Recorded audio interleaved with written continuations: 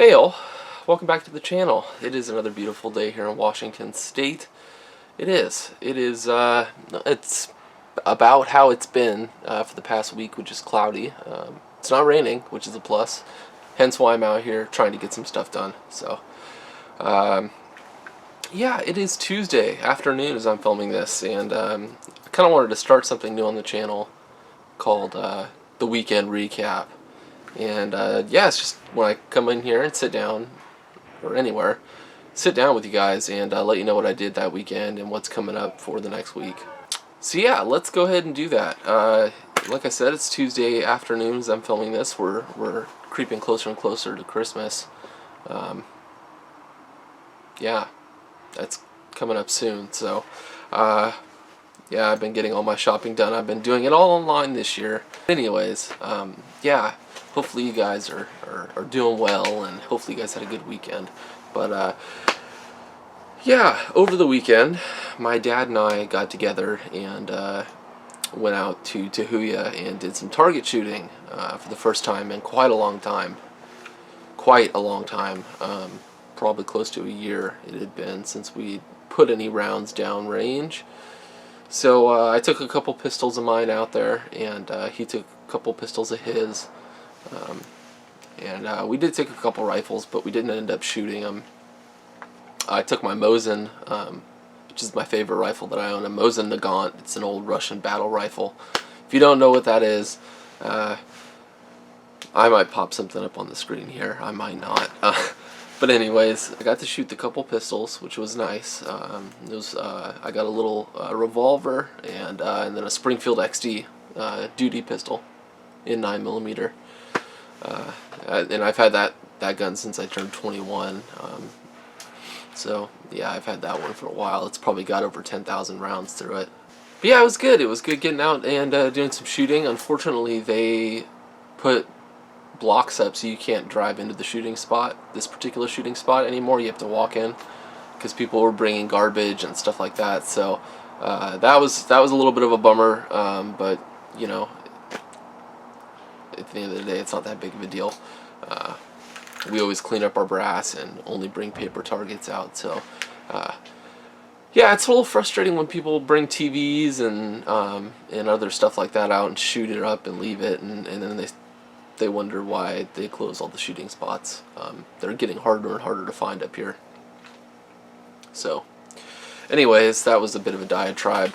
I'll roll some clips from the target shooting. I did bring my GoPro along with. There was a bunch of snow on the ground. It made it really pretty. It was really cool. But yeah, I'll roll a couple of those clips right here.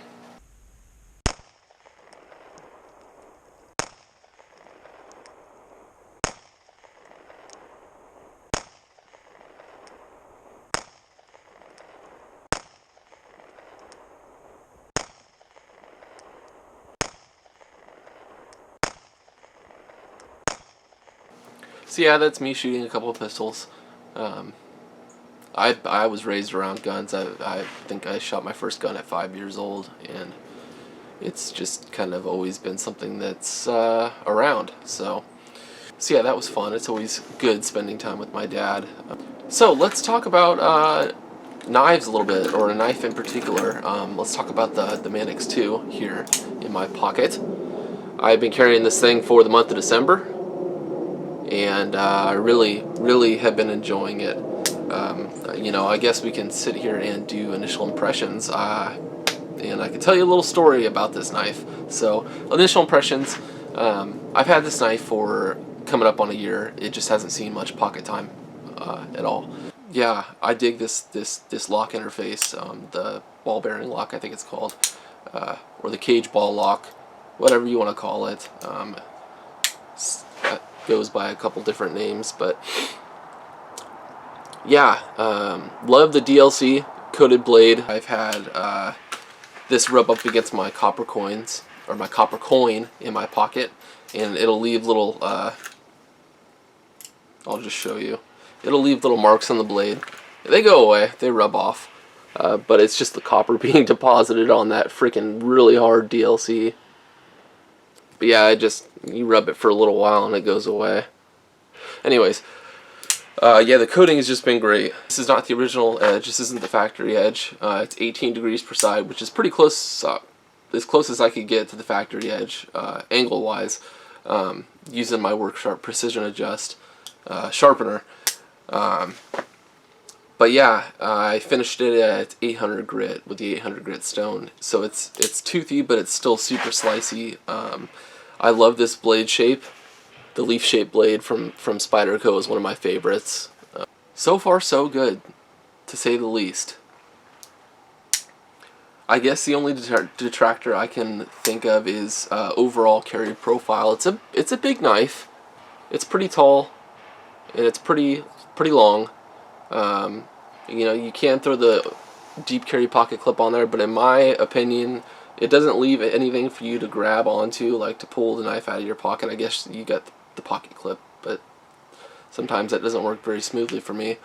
So I like where this carries, where you've got just that little nubbin sticking out to grab onto. I guess the only other issue would be disassembly. Good God, this thing is a nightmare to disassemble.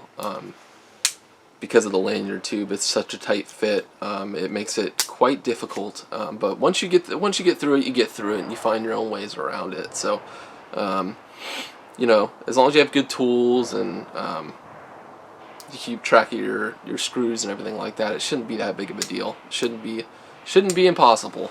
But yeah, it's this one's turn, and I'm really enjoying it so far. So hopefully I'm not just sitting here talking in circles.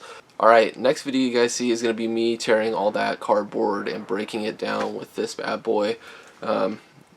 Yeah, we'll be doing it right out here. Hopefully I can get some of this stuff cleaned out in the meantime. Some of it's just, I just can't move it right now. Some of it's just got to stay in here. But yeah, hopefully you stuck with it with the video. Hopefully you enjoyed the little clips from the shooting, target shooting. It's not very often I get out there and do that, so stay tuned for the next video, breaking down all that cardboard and seeing how this S30V holds up. Yeah, looking forward to it. Looking forward to using it, and looking forward to sharing my thoughts with you guys. So thanks for sticking with the channel.